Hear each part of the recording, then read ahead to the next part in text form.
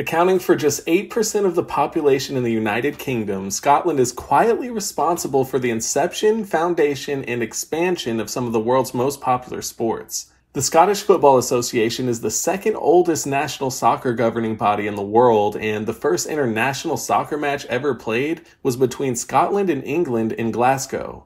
The game of golf was invented in Scotland in 1457, and while basketball was created in a YMCA in Springfield, Massachusetts, the game's architect was a son of Scottish immigrants. Of course, we're talking about Dr. James Naismith.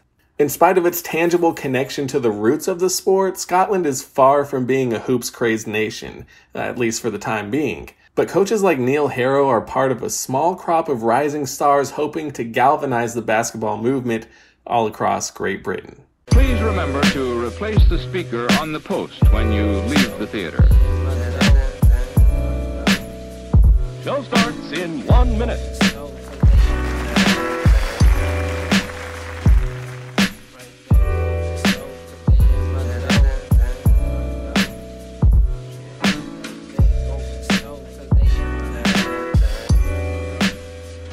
Welcome and thank you to everyone who's tuning in to the first episode of Growing the Game, where each week I'll talk to a new guest about the development of a particular sport in a particular country.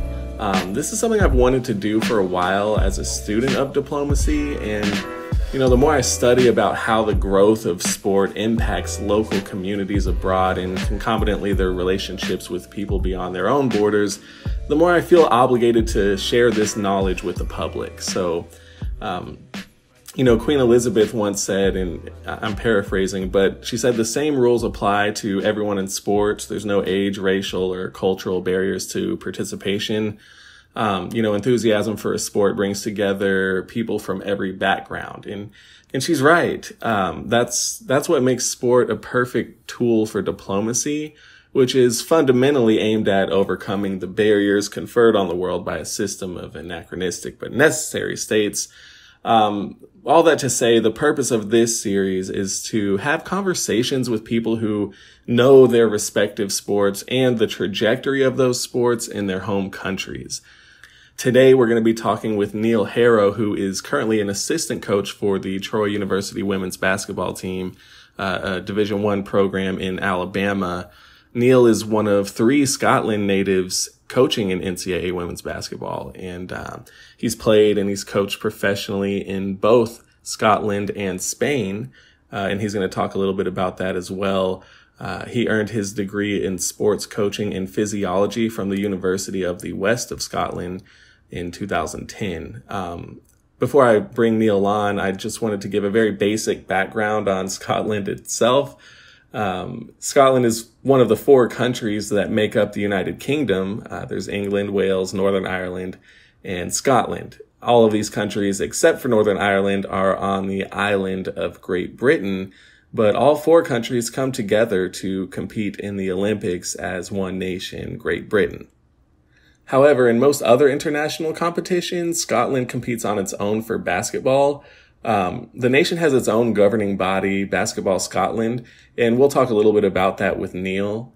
But without further ado, let's jump right into it. I'm really excited to have this discussion with Neil. I encourage you guys to follow him at Neil_Harrow on Twitter.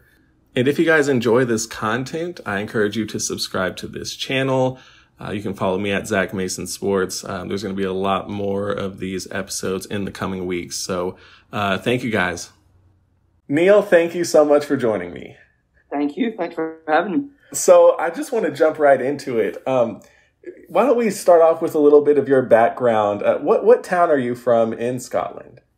East Kibride. It's about 15 minutes outside of this, the city of Glasgow. So, technically it's a Glasgow postcode, zip code, if you like, but it's kind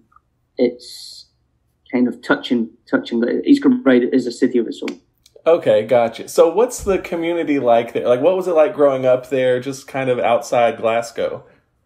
Quite normal, really. It was, it's a big town. Glasgow's obviously huge city in Scotland, and East Kibride. It's strange. It's in Glasgow, but it's not. It's part of it, but it's not. It's its own city. So quite big.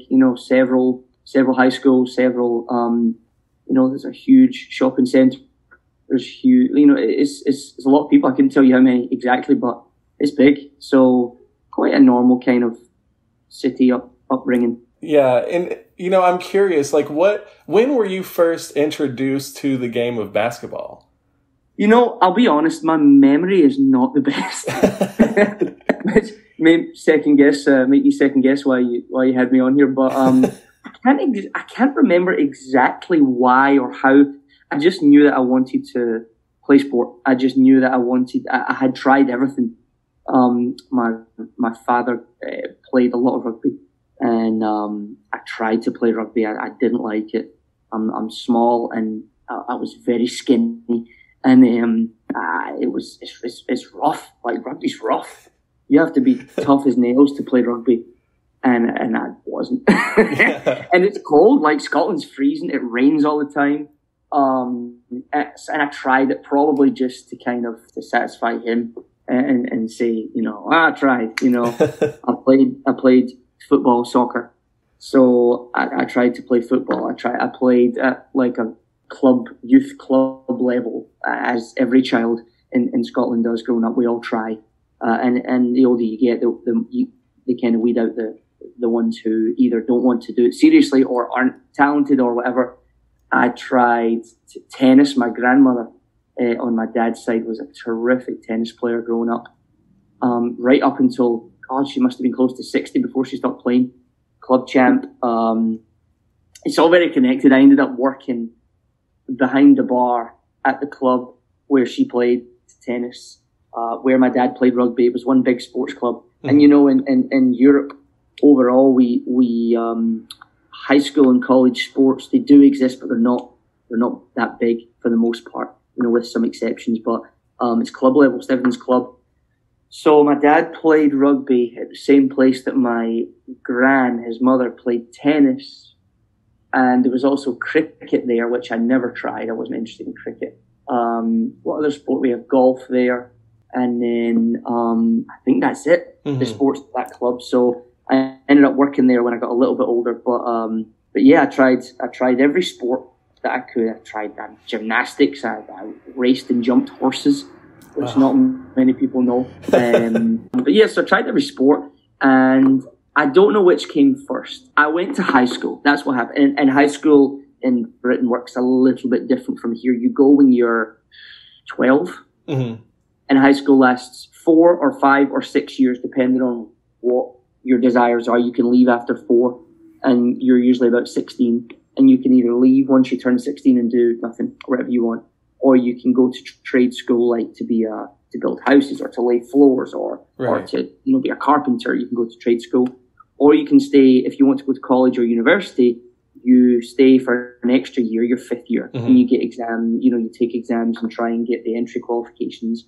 Or you can stay for a 6th year if you want to enter something particularly difficult, maybe, mm-hmm. Be a doctor, lawyer, accountant, something a little bit more difficult. I knew I wanted to play sport, and it was a huge high school. There was like 1,700 people at my high school, but then they merged in my 2nd year, I think. They merged with another high school to make it like double that, or like there was like close to 2,500, 2,600 people at my high school. So I knew I wasn't making the one football team, mm-hmm. and I didn't want to play rugby. And they were like, "Yeah, we're starting a basketball team." We tried and we're starting it, and I was like, "Well, sure, I'm short and I'll try it, right. Why not?" So around the same time, one of my friends at school, he had joined a local, like a YMCA, mm-hmm. and they were starting a basketball team. They always had drop-in sessions, like open runs. And around the same time, I wanted to get involved with the school team. I got involved with that club team with him, and it was just a drop-in session. It was actually a youth club. It had several things going on. Mm-hmm. Whether it was like they worked with the Special Olympics to bring sports to people with disabilities. They worked with communities that were like low socioeconomic to provide a free place for them to go and play sport. Mm-hmm. They provided for for some children with behavioural issues, they provided some support for them certain days of the week where they would have like individual attention to help them work through maybe anger management, or there was a lot going on in that youth club. Right. So around the same time that I started, the high school I started, and we ended up starting a team, and that's how it all started. Okay. So I did all that to say it took me 6 minutes. No, again, back if I ramble. That's really interesting. And, you know, it's funny because rugby in America is a fast-growing sport, but it's, of course, nowhere near the level of basketball. I'm curious, where does rugby, football, basketball, tennis, what's that sort of hierarchy in terms of popularity? Well, football, soccer. Football is absolutely king in Europe. It's the number one sport, especially, you know, particularly in Britain.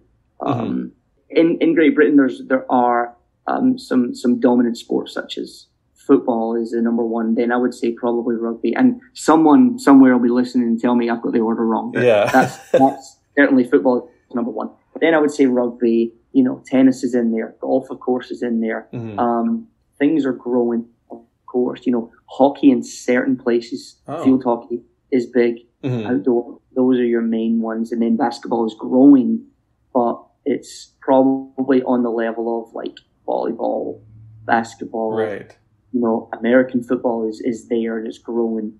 I don't really know of anybody that plays baseball. I'm sure it exists somewhere, but yeah.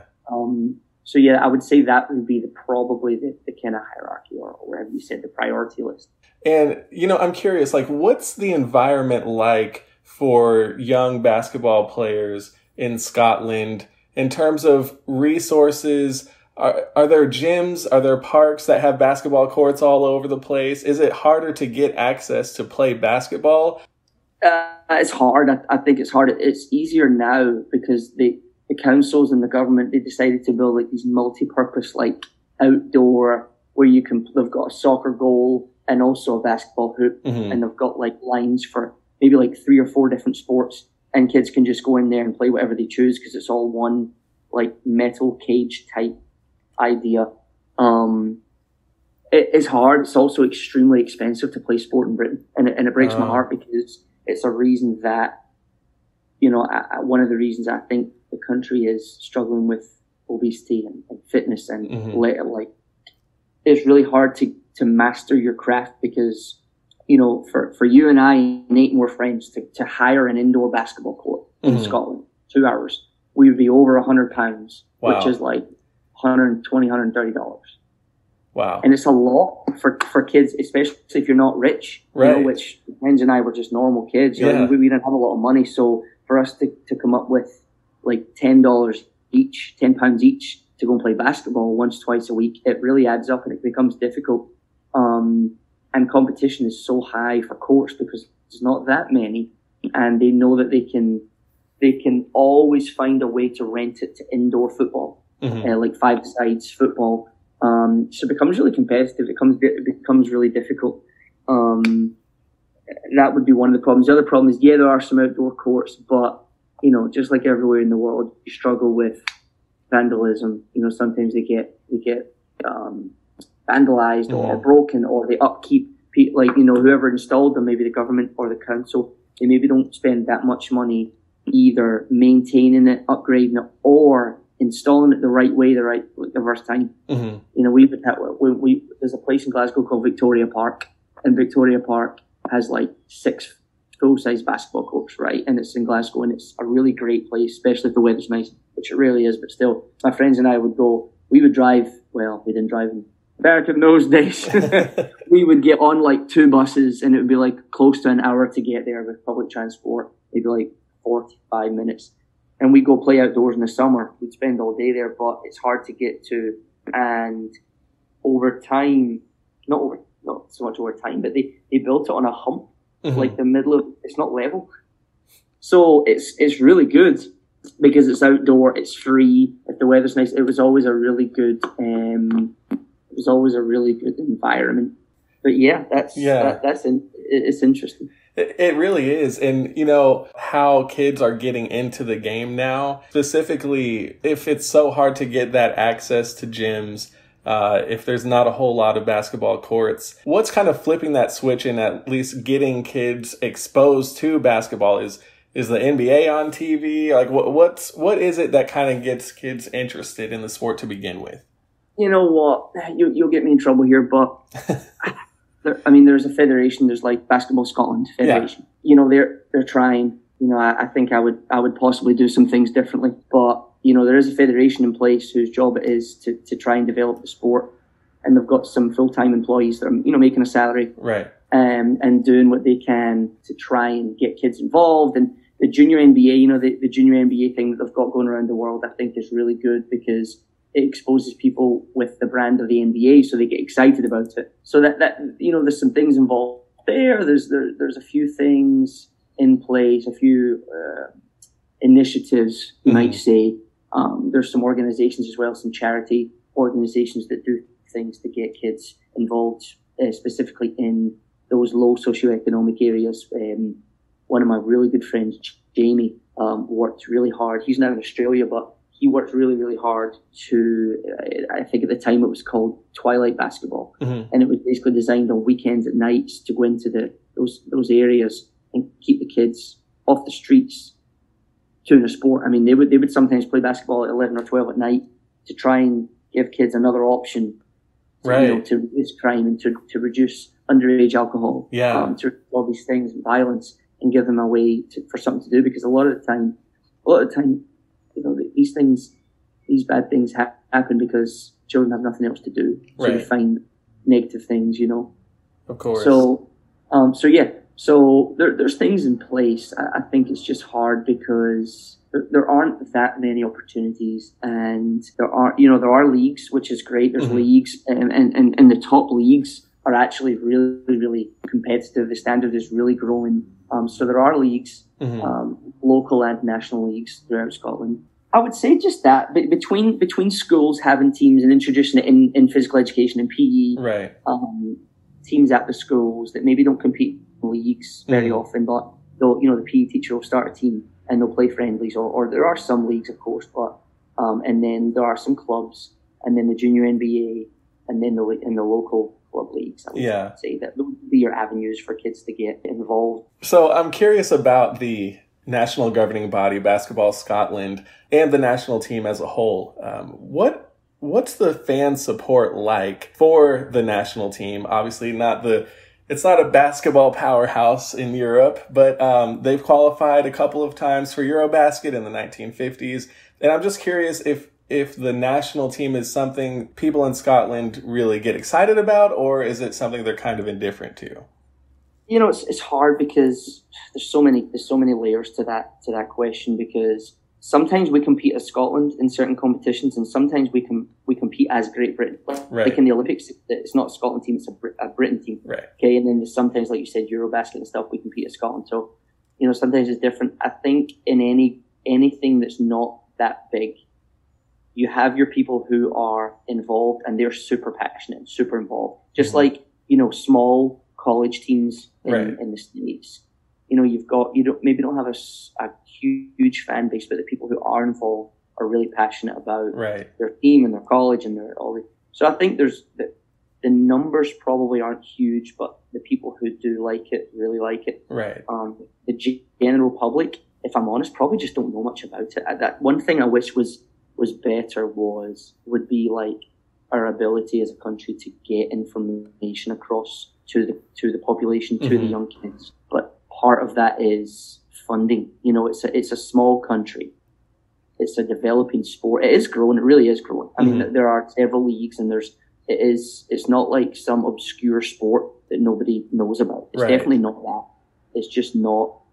It's not football. It's not rugby, but it's growing. And I think one of the main problems is the amount of money that we have to put into it is very low. Yeah.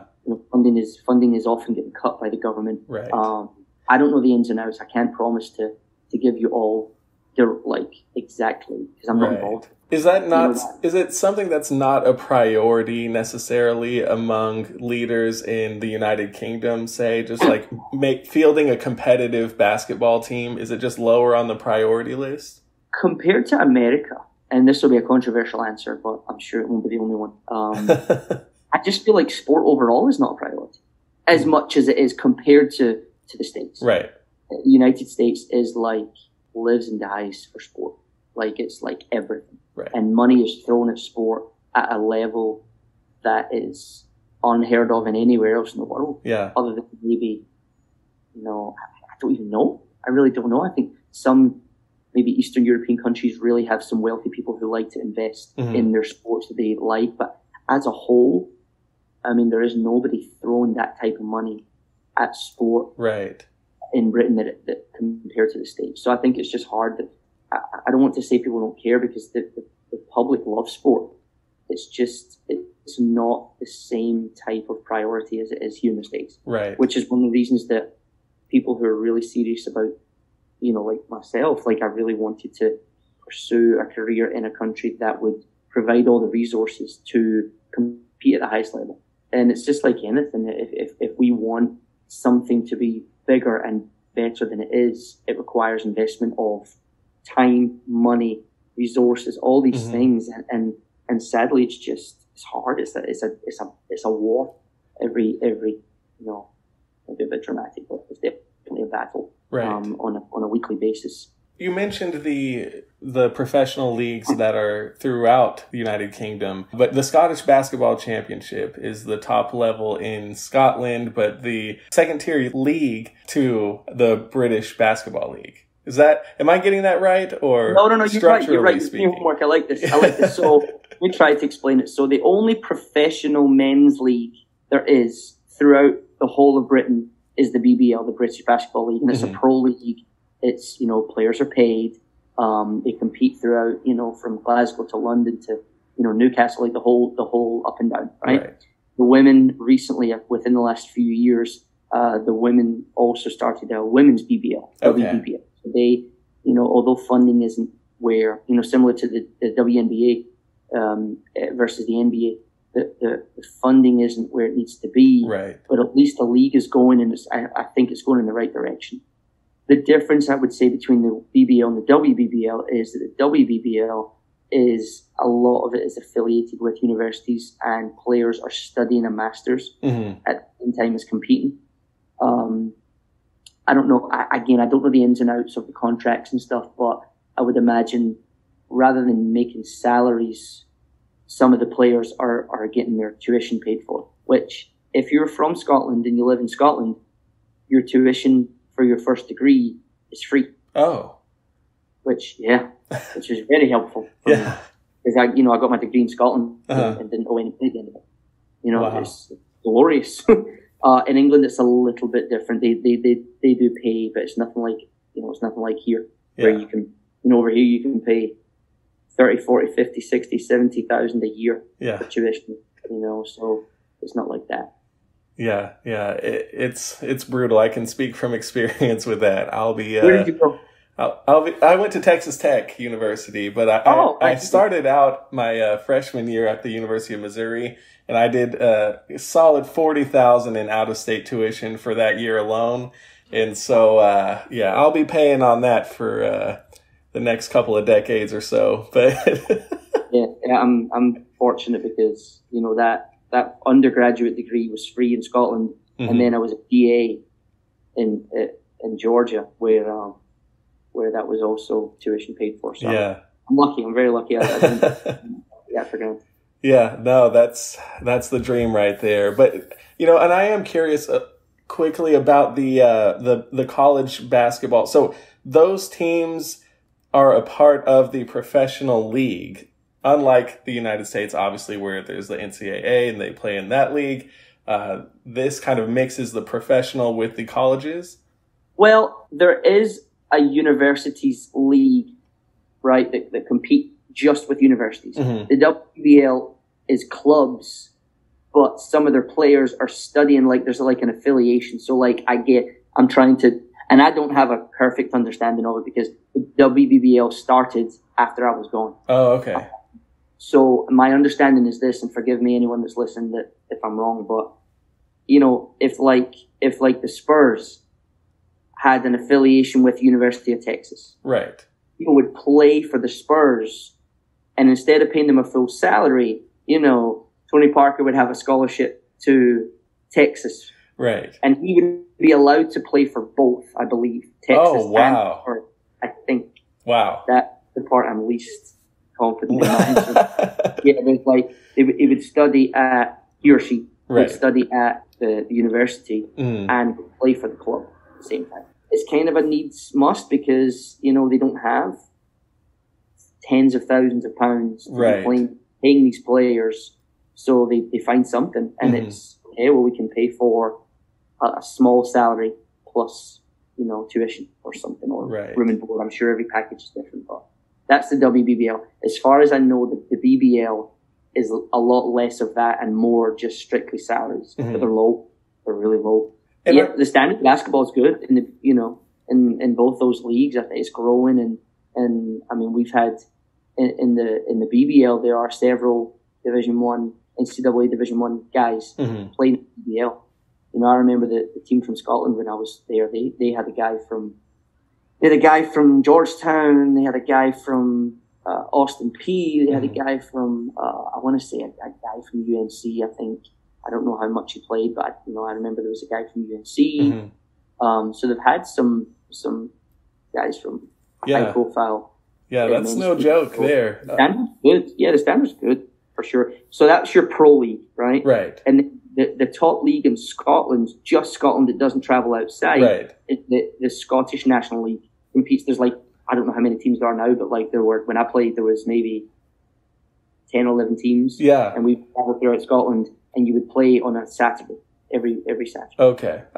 So I did check it out and there's 19 teams in that league right now. I'm curious. 19, it's grown. That's awesome. Yeah. Further evidence that we're growing the game here.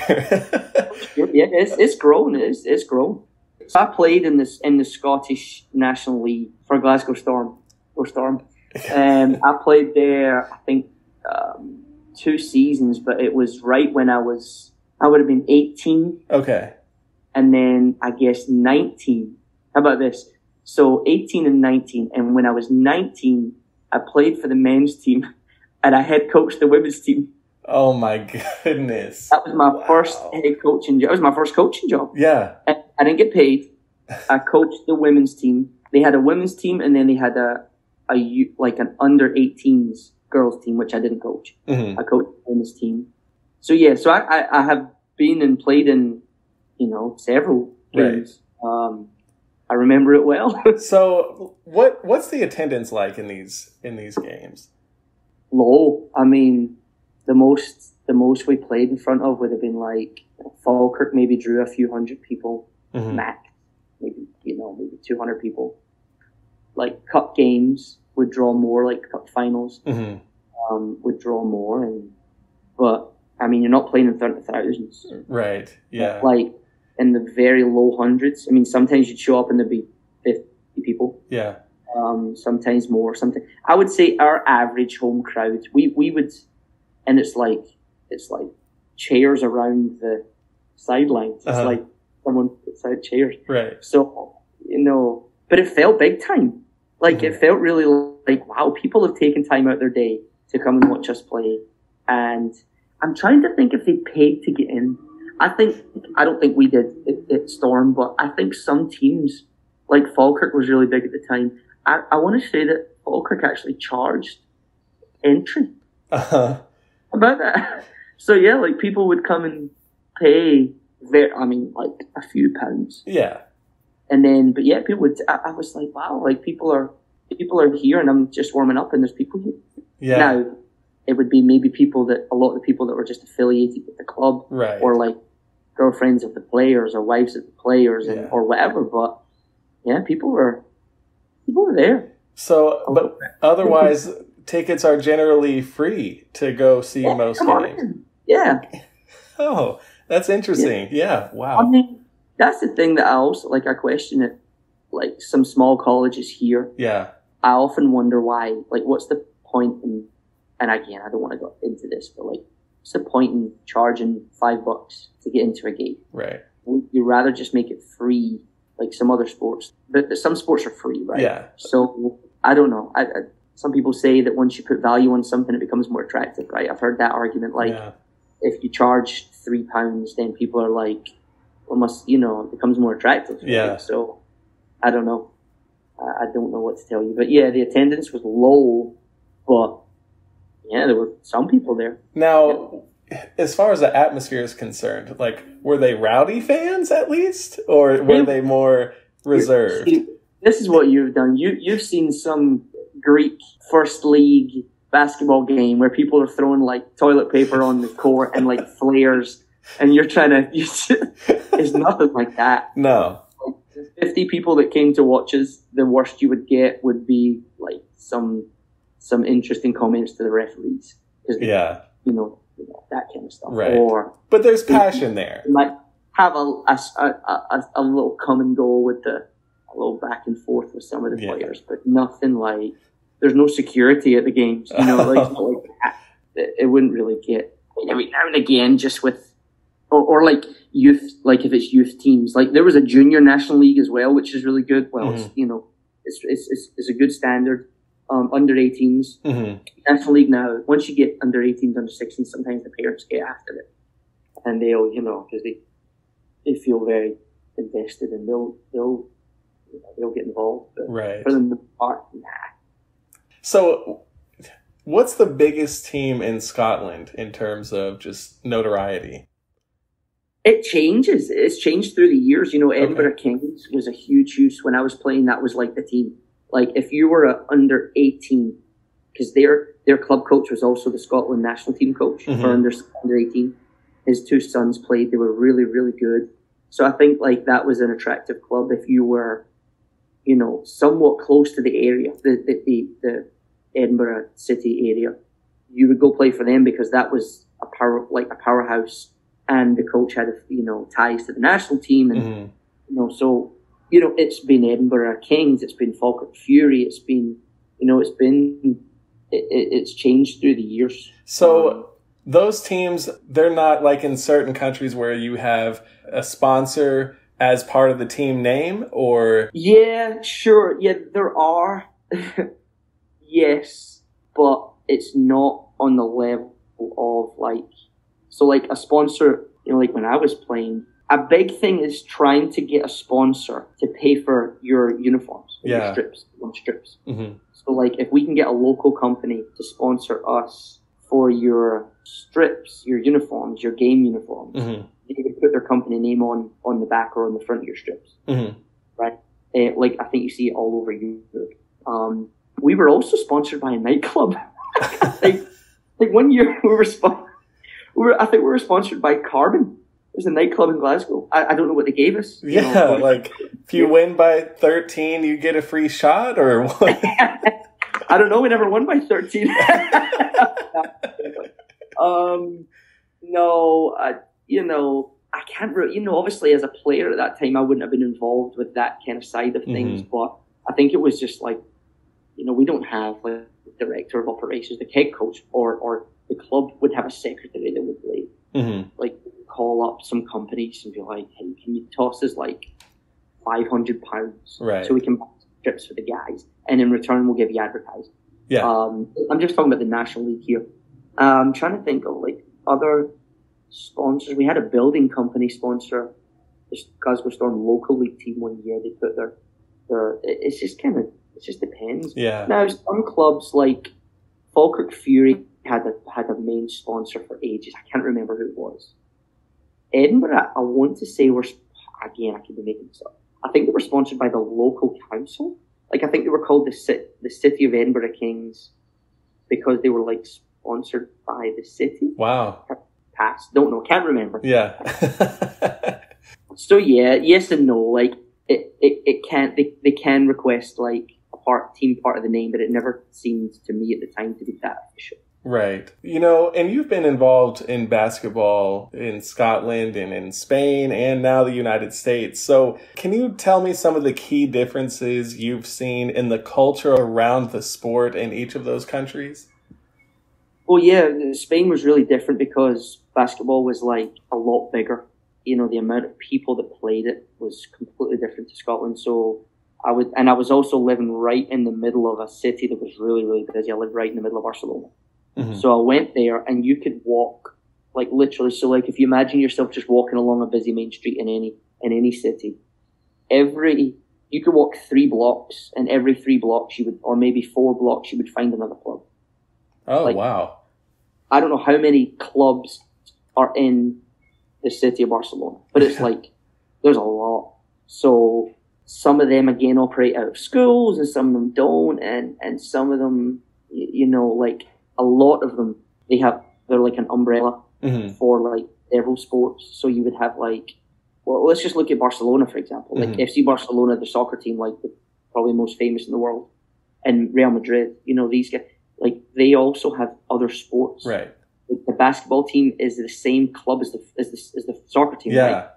So like that is kind of the way it is in Spain. So like when I was at Martinenc in Barcelona, and we had men's basketball, women's basketball, but they also had soccer. They also had hockey. Wow. And they were a huge soccer club, though. Huge. And then basketball, was good as well. But a lot of the time that's how it is in Spain. So it's just different. The level of interest, the level of money is still really low, but that's more to do with like just, the available money just isn't there. Yeah. Other than, I don't think that's as much to do with the desire to invest in the sport. I think the desire in Spain to invest in the sport is really high. There's just no available money. Yeah. I have coaches that, you're going to laugh here, I'm really not exaggerating, but I have friends in Spain that wouldn't be out their depth on an NBA bench in terms of their just knowledge of the game, their understanding of the game. My friend Oscar de Paula is like one of the sharpest minds, and the guy's making a couple €100 a month. Wow. Like he was coaching Untitled Chapter, which is like Ricky Rubio's club team when he was young. Yeah. One of the biggest clubs in Europe, and to coach their youth squad. And I think they either won or they went to the European Championships, like one of the top clubs in Europe. The guy was making like €300 a month, and it's hard because like it can't be your full-time job unless you're coaching the men's team at Barcelona, the men's team at Real Madrid, the men's team at Manresa, like these clubs that are just huge, and you're coaching the top team. Otherwise, maybe the under-18s head coach of the boys at FC Barcelona, maybe he's making $1,500 a month. Maybe. Oh, wow. Yeah. So like, could you live off that? Could you live off that? Sure. Yeah. But you're not very well. Yeah, exactly. You could make it work. You're eating pasta and on its own. And, so yeah. And that guy has to be amazing, right? Because the level of competition to get his job is off the charts. Like the level of coaching in Spain is incredible. It's just you walk down the street and you find guys and women that are just have such incredible knowledge of the game, and the culture of coaching is really different. Well, I'm curious about why you think basketball took off in Spain more so in a similar, in England or some of the other European countries. Why was basketball resonating so much in that country?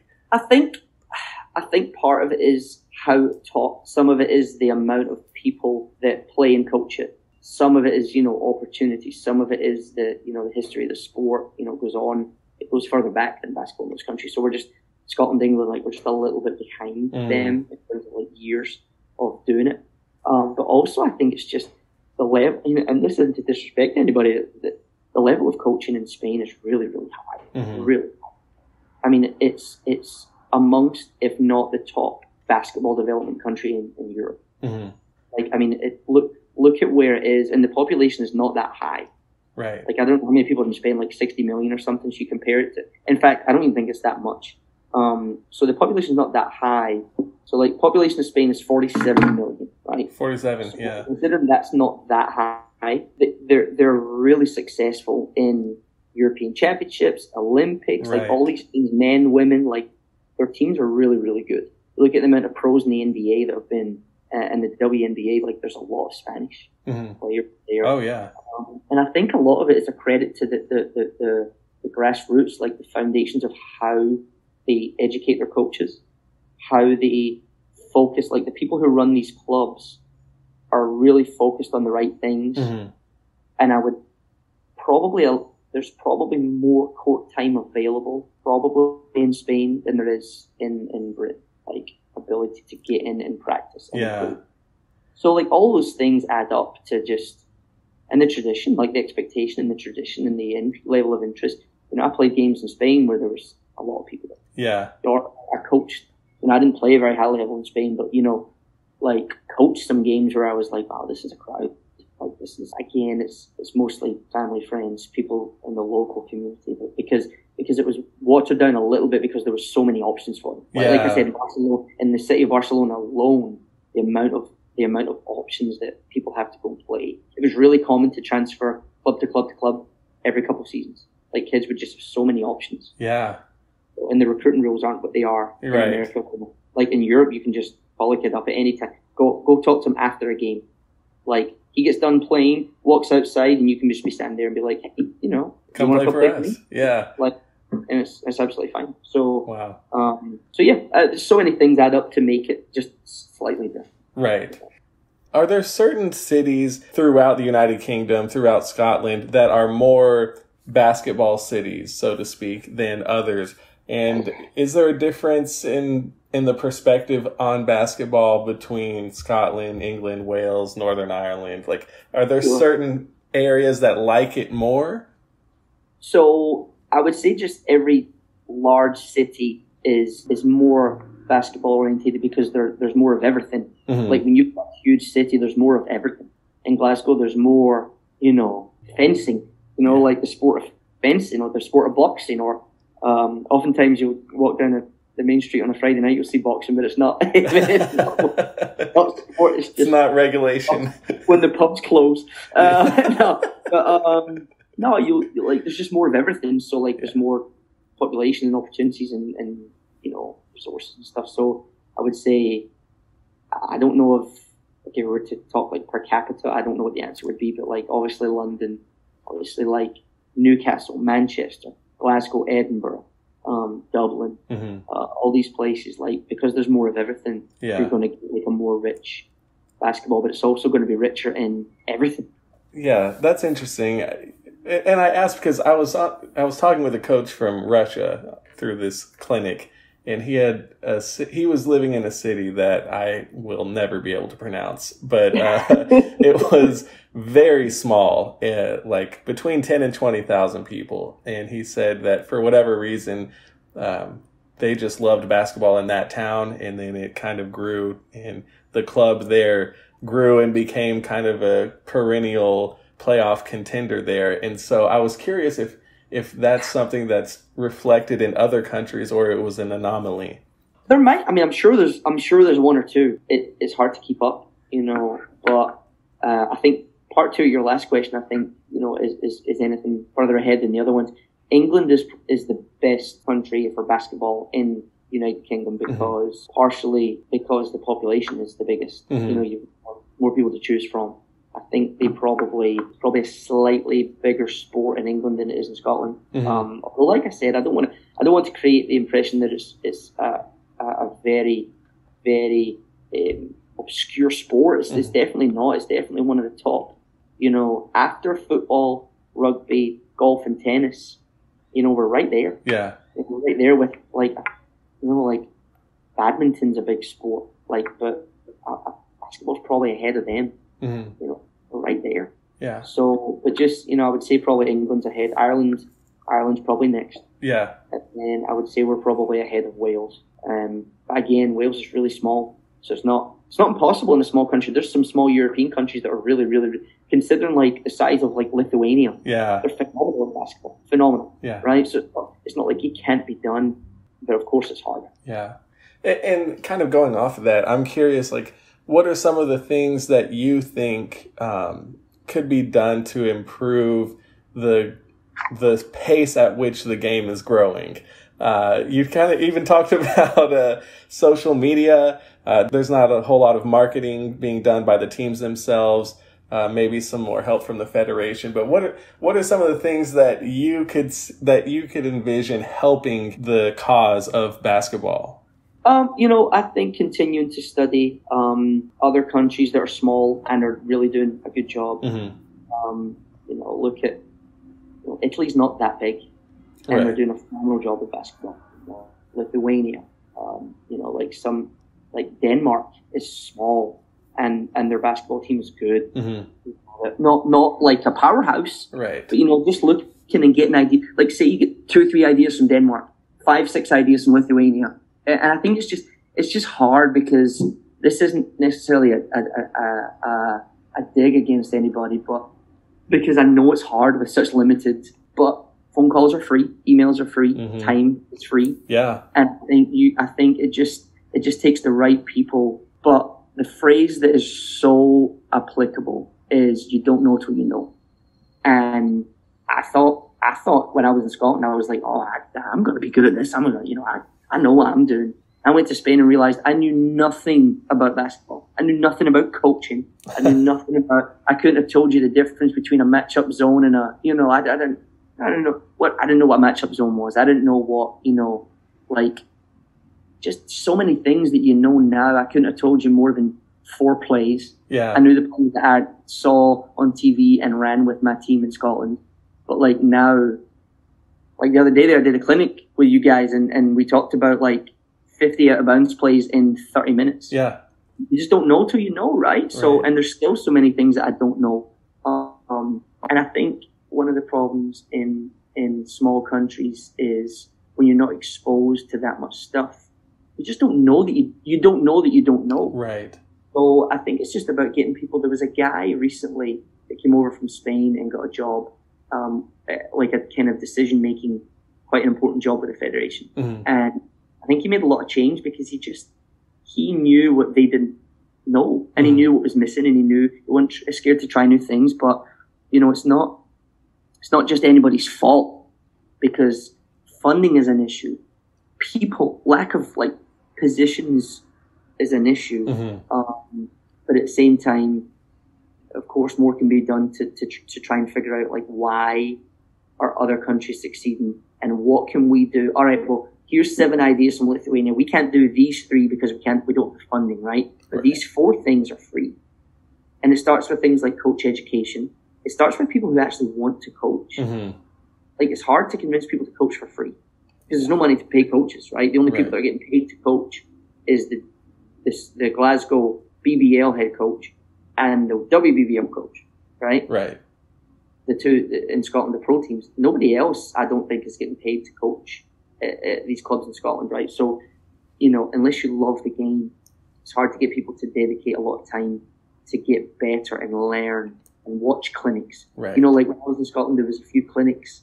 I'll tell you a funny story in a second, but there was 1 clinic a year is all I was ever aware of. Or Mm-hmm. 2, I don't even remember going to 2 in a year, but one time Mike Tebow, who's the head coach of the Washington WNBA team, Mm-hmm.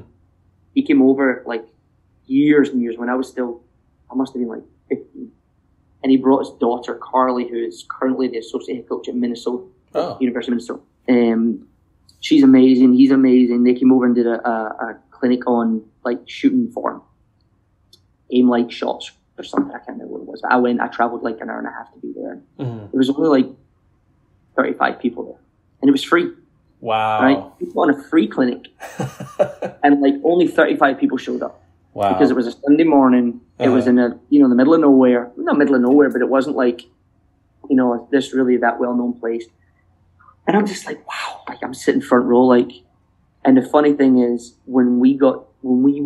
it's really funny. We won our first conference tournament in 2016 with Troy and went to NCAA tournament. No, I lied. Our second championship, 2017.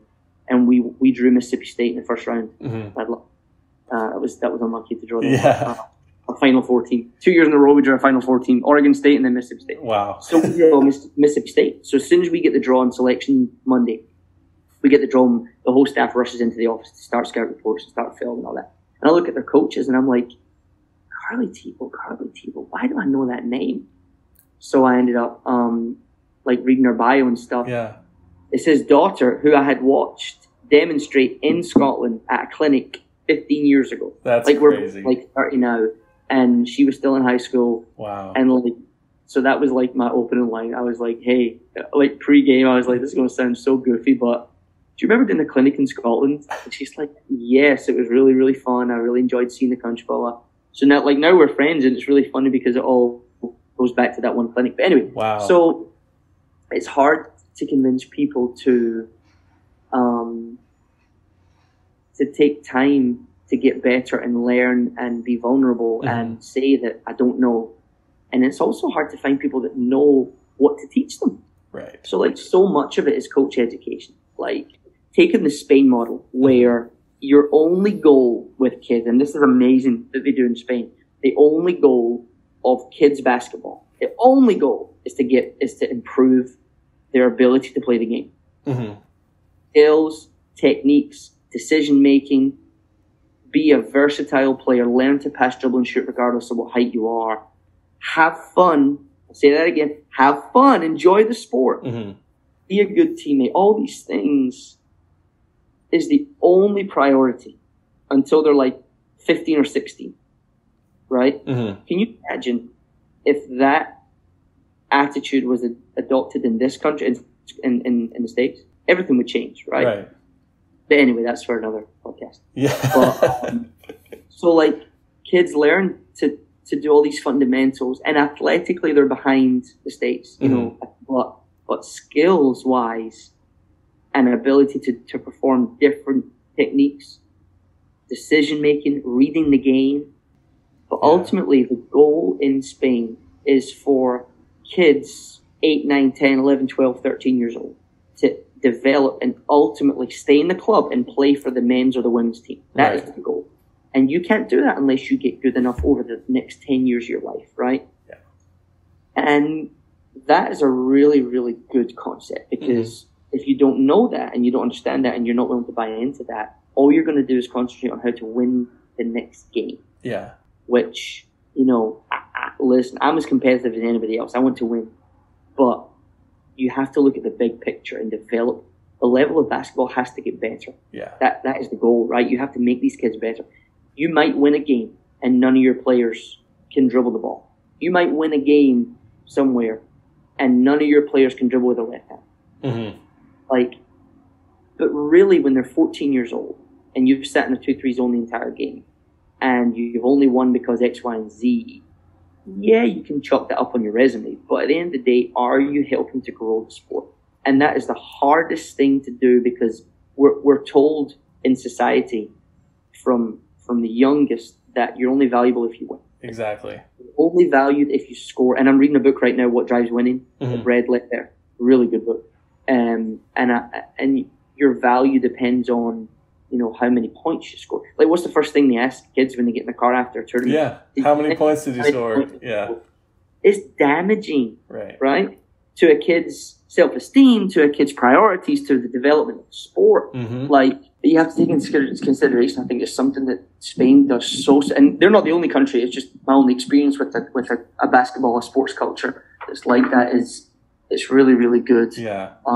Because it fits in with the development of the sport. So that when these kids are 18, they're capable of passing, shooting, dribbling. They know how to read help. They know how to say, okay, in this numbers advantage situation, I know this is who's going to be. Mm-hmm. I know that even though I'm a 5'9" point guard, I know how to post up. Right. Even though I'm a 6'4" post player, I can shoot the ball. Right. And I can shot fake, one dribble, pull up without traveling because I learned this when I was 9. Yeah. I know how to make a reverse layup open and closed because I learned this when I was 10. Mm-hmm. Whereas here and in some other countries, in Scotland, I think a lot, not everybody, don't catch me generalizing, but we're focused on like all my friends in Scotland. A lot of my friends in Scotland that contact me, first thing they ask me is, I need some new plays. No, you don't. You need to teach your players to be better. Yeah. And put the basic system and better players will win games, right? I'm not saying players are not important. You know how I feel about X's and O's. You know how I feel about those. But I'm just saying the focus right now is we're talking about differences between a country like Spain and countries that are trying to get to that level. Right. And I think coach education, the culture of coaching, and like what are we prioritizing at the youth levels? People that are investing in that, like in coaching. Right. What, you know, so many factors. That's really interesting. What do you envision for Scotland in the future based on the momentum that's going right now? If they're able to implement some of the things that you talked about, what's the ceiling for Scotland? Well, really, there isn't a ceiling. It can go as high as it can get as good as fill in the blank. Like it could get huge. It could be great. I think I'm really happy with the fact that it's growing. It's not, we're not going in the wrong direction. We're going in the right direction in terms of like people who are interested in the sport. I think the top level, the top level is improved, right? Like the National League now is I'm sure a lot better than it was when I played it, right? Right. So that in itself tells you a lot. So that's good. I would imagine, that there's some really good coaches there that are doing the right things, and they're developing kids, and they're doing the things that I've been talking about. It just to be multiplied. Yeah. It needs to be more, and it needs to be, leader. Just like everything in the world, it depends on leadership. So if the right leaders are in there and the right driving forces, because we can drive anything, any way, but if it's being driven the right way, then the sky's the limit, But not just that. Sadly, and this is the saddest thing, and this is the number one fight that they have is funding and support. Like, it's hard to get money. Like, kids pay, I forgot to tell you this, like, kids pay in Scotland every month to play in a club. And just like here in AAU, they pay monthly, or they pay every season or whatever, but, they pay in Spain as well. They pay everywhere. And, everybody wants more, but it would be really helpful if at some stage you could say, we're going to get more, but we're going to get those funds from someone that's not the parents of this kid. And I'm not saying there's no funding. Again, don't get me wrong. There is people, there's some funding, but it's just an uphill fight because, hall hire, like court hire is really high, like I said before. And, ultimately, if you were able to locate some payment for coaches, then you can hold them to a higher standard. Then you can expect more of them. Then you can tell them, hey, to earn this, I need you to do X, Y, Z. It's like referees as well. It's hard to get referees in Scotland because they can only pay, you can only pay them £15 for a game. Yeah. It's hard. It's really difficult. So, but I think I'm optimistic about the future because I think more people are getting involved. More people are taking it seriously. I think it's just like, to me, the number one thing is coach education and locating resources. And by that, I mean like places to play. So if we can educate coaches more on like, okay, I'm really interested in this. And, like college basketball and NBA isn't really televised. Overseas, it's hard between time difference and just ability to get it on there. It's hard.